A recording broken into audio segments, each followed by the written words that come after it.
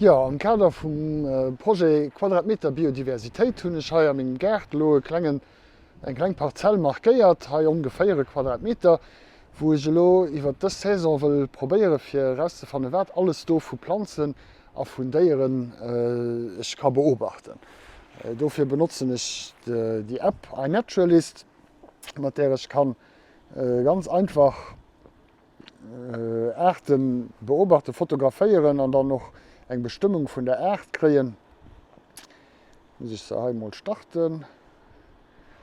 Voilà, ha schon Appppes, dat se goch schon Appppes an der Bléi am engem Parzell. Man eng Foto do vunner.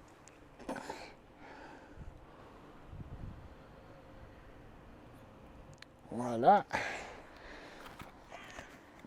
Wat lo wichtig ass wann ich gern hett, ass am engem Projekt Quadratmeter Biodiversität dabei ass, da muss ich se an de Projekt dabei setzen.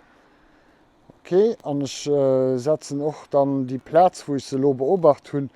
Da kann ich ënner den Location am iNaturalist, also Platz, da kann ich eng Location pinnen heestat. Déi wo ich lo sinn, da man sto Pin setzen ich eng am Fong eng Pinnes du hin op déi Platz, an da kann ich do no még aner Beobachtungen ëmmer rëm op déi selwech Platz mat der selchte Platz verbannen.